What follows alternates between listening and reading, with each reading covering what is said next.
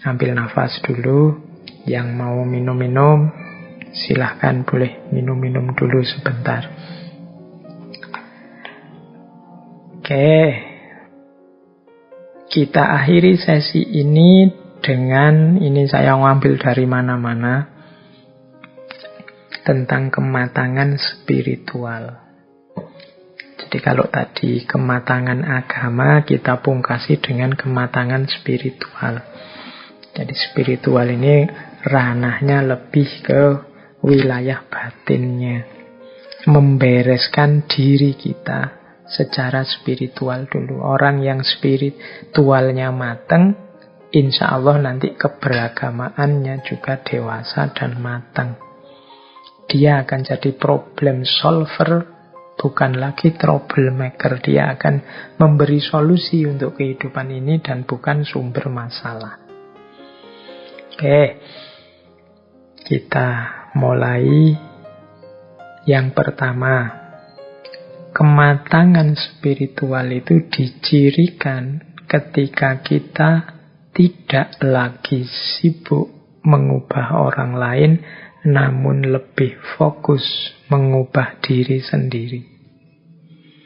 Jadi orang yang matang secara spiritual itu perhatian utama dan pertama adalah dirinya sendiri.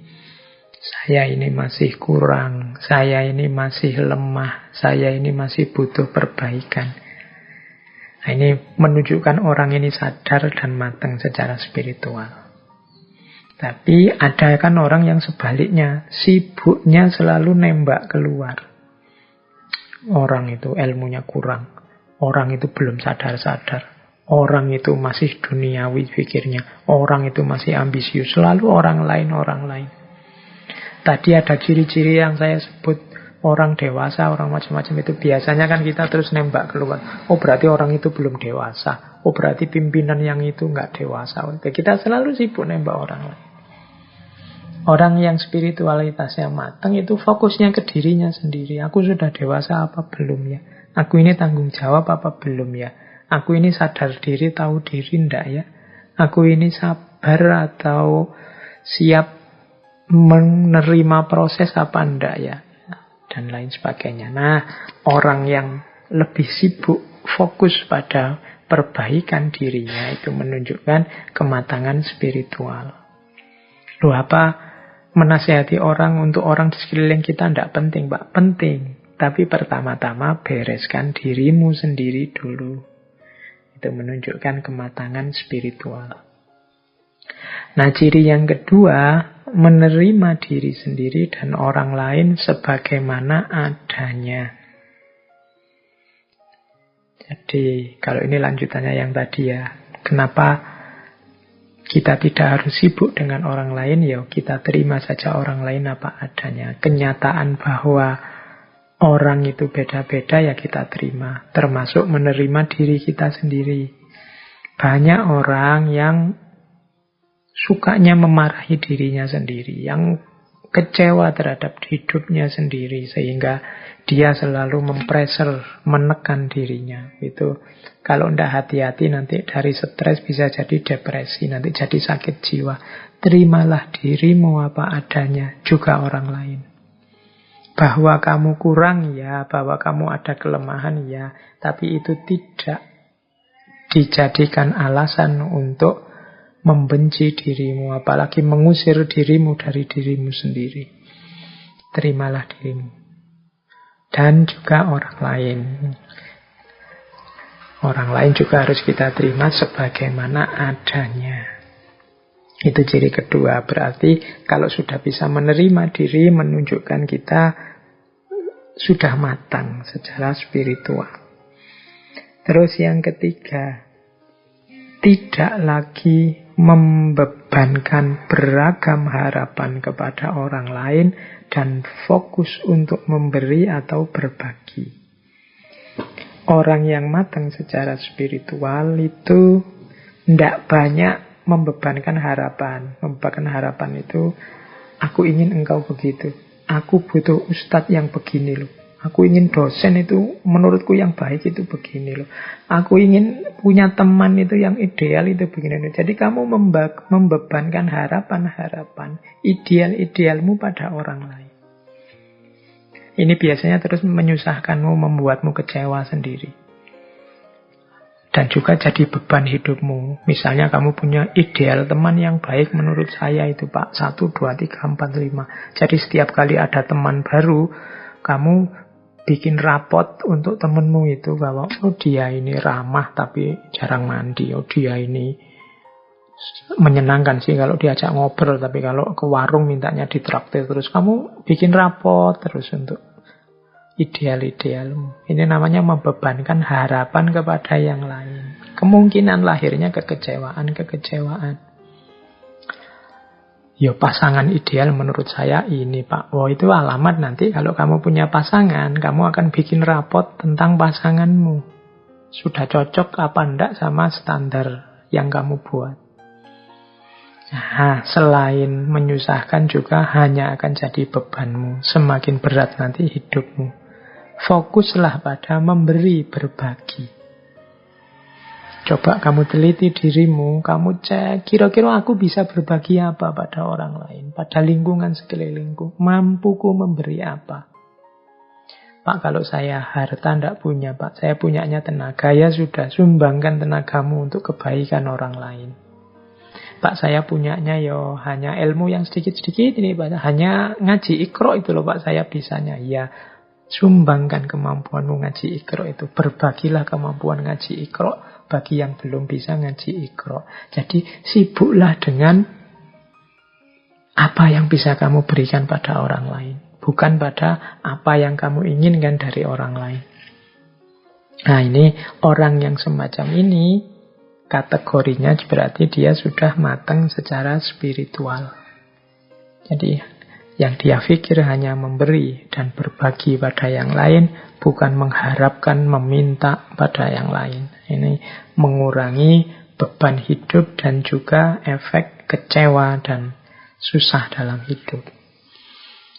Kemudian yang keempat, orang yang matang secara spiritual itu mengerti bahwa apapun yang ditanam, itulah yang dituai. Apapun yang dilakukan, itulah yang dinikmati. Jadi ini rumusnya orang hidup itu, فَمَنْ يَعْمَلْ مِثْقَالَ ذَرَّةٍ خَيْرًا يَرَهُ وَمَنْ يَعْمَلْ مِثْقَالَ ذَرَّةٍ شَرًّا يَرَهُ. Sekecil apapun kebaikan akan kita nikmati hasilnya, sekecil apapun kejelekan akan kita nikmati juga efeknya.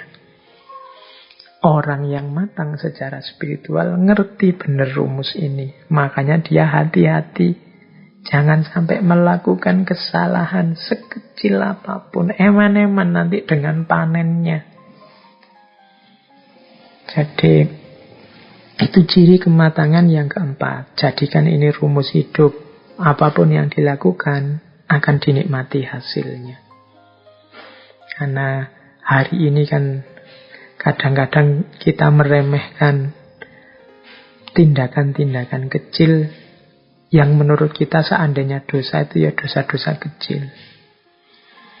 Alah Pak, cuma ngomong kotor jorok sedikit aja, enggak masalah lah. Yang lain efeknya keakraban yang muncul jadi luar biasa Pak ya, enggak masalah. Yo memang sih kalau kamu lihat efek keakrabannya jadi luar biasa, tapi bisa enggak kamu menjalin keakraban tidak dengan yang itu, yang kamu anggap dosa tapi kecil itu. Mbok nyari yang enggak ada dosanya. Kenapa?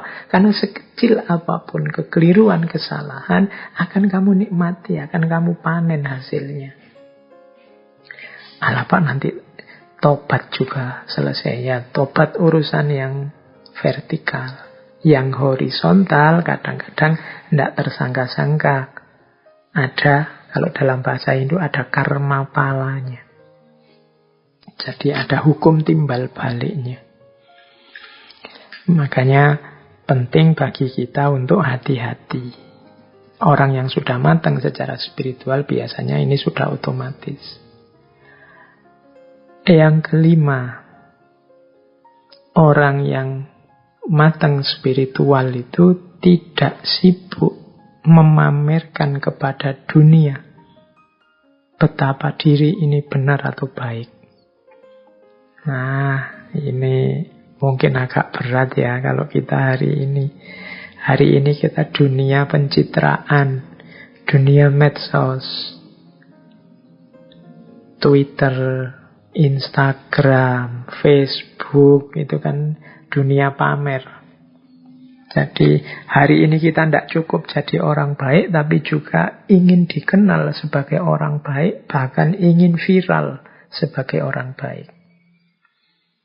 Ini sebenarnya secara tidak sadar kita membebani diri dengan 3 hal sekaligus yang berat. Menjalankan kebaikan itu ya sudah berat, tapi kita nambah beban lagi memamerkan kebaikan. Oh, ini tambah beban lagi, ingin menunjukkan. Itu pun kita masih membebani lagi, harus viral ini, harus banyak yang nge-like, banyak yang nonton, memviralkan kebaikan. Kamu capek-capek, tolong di-share ya, tolong ditunjukkan ke sana ya, tolong. Wis, harusnya bebannya cuma 1, melakukan kebaikan saja, kamu nambah jadi 3. Ya sudah. Tidak cerdas, tidak matang secara spiritual. Itu kalau versi ini loh ya, nanti saya jangan dimarahi. Saya cuma mengikuti teori ini. Betapapun memang memamerkan kebaikan itu bukan sesuatu yang positif. Bahwa orang melihat kebaikan yang engkau lakukan tidak masalah. Bahwa orang tahu engkau melakukan kebaikan tidak masalah, tapi jangan secara sengaja memamerkan kebaikan, menunjuk-nunjukkan kepada orang lain bahwa kamu sudah melakukan kebaikan. Tapi saya niatnya, Pak, agar orang lain niru saya. Ya alhamdulillah kamu kalau bisa niat seperti itu, tapi biasanya menato niat itu rumitnya luar biasa. Tidak sadar terselip-selip di situ kamu. Mungkin diam-diam ingin orang lain tahu bahwa kamu itu baik. Kadang-kadang, ya tidak cuma lewat medsos, kadang lewat omongan kan juga begitu. Tidak ada apa-apa, ngomong biasa-biasa, tiba-tiba kamu nambahi, oh waktu saya di Singapura dulu, oh, waktu saya ketemu Menteri anu dulu, oh waktu kamu mamer-mamer jasamu, mamer-mamer kehebatanmu.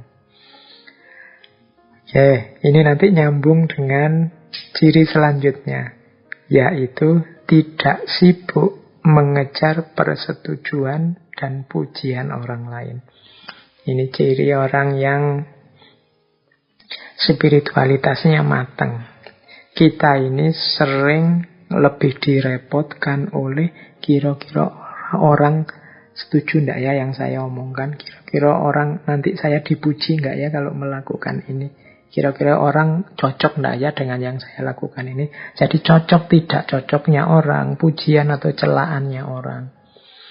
Ini sebenarnya menunjukkan kita tidak terlalu yakin dengan kebenaran atau kebaikan yang akan kita jalankan. Harusnya kalau kita sudah mantap, sudah yakin bahwa ini benar, ini baik, sudah saya yakin dasarnya ini kuat, pasti benar, pasti baik. Itu kita tidak akan repot lagi mengejar, mencari, menunggu pujian atau persetujuan orang lain. Terserahlah, monggo kalau ada orang setuju atau tidak setuju. Orang mau mencela juga tidak apa-apa, tapi saya yakin ini adalah benar dan baik. Nah, ini menunjukkan orang sudah matang secara spiritual. Kalau masih sibuk menunggu komentar orang lain, kemungkinan kita tidak terlalu yakin dengan kebaikan kita. Atau kalau tidak, saya yakin kok Pak. Tapi kok masih nunggu? Nah, itu tadi mungkin ada unsur pamernya. Berarti kamu hanya ingin pamer saja. Oke, ya, pamer juga bukan sesuatu yang positif. Sudahlah. Bukan berarti kamu tidak boleh medsosan, tidak boleh upload di Instagram, Facebook, atau WA. Monggo dilanjutkan, tapi tata batinnya dibereskan dulu. Semoga engkau tidak sibuk memamerkan kebaikanmu dan juga tidak sibuk mengejar persetujuan dan pujian orang lain. Karena ini nanti kontraproduktif dengan kematangan spiritual yang sedang kita bangun. Biasanya kalau orang mengejar pujian, kemudian yang datang itu celaan, itu moodmu langsung turun drastis, mengacaukan ritme ketenanganmu, bahkan nanti mungkin menghalangi jalan spiritualmu. Terus, tidak lagi membandingkan diri dengan yang lain. Atau sebaliknya, membandingkan yang lain dengan diri sendiri. Banding-bandingan ini biasanya ciri orang yang tidak percaya diri, tidak yakin dengan kebenarannya.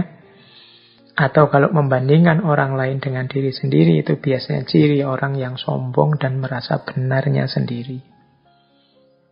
Begitu aku merasa benar, kan terus aku ingin orang lain seperti aku. Biasanya terus terjadilah membandingkan orang dengan dirinya. Mbok dia itu kayak aku ini loh. Mbok dia itu niru aku ini loh. Nah, itu membanding-bandingkan namanya. Atau dibalik, membandingkan diri dengan orang lain.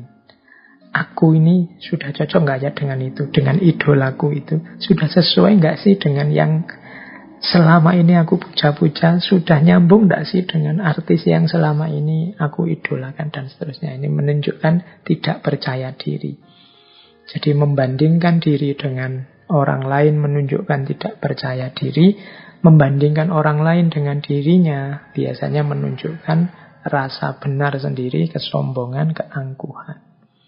Ini juga jangan dilakukan. Orang yang sudah tidak sibuk lagi dengan perbandingan-perbandingan menunjukkan dia sudah matang secara spiritual. Oke, terus selanjutnya orang yang matang secara spiritual itu mampu membedakan kebutuhan dan keinginan.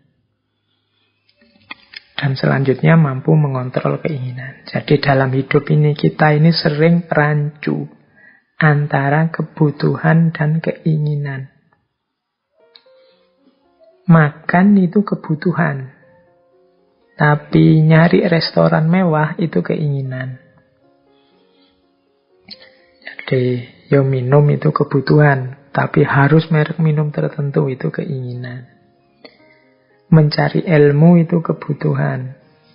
Tapi harus di kampus ini atau harus lewat ustadz ini atau harus lewat organisasi ini itu keinginan. Jadi bedakan dulu deh mana kebutuhan, mana keinginan. Bukan berarti tidak boleh keinginan ini. Tapi keinginan ini dikontrol. Kalau keinginannya yang baik-baik kan tidak masalah. Yang mendukung kebutuhan. Saya Pak ingin makan. Nah makan ini kebutuhan. Dan saya kok kebetulan idolanya angkringan. Maka saya ke angkringan. Tidak masalah. Tidak ada jeleknya toh Pak ke angkringan. Oke.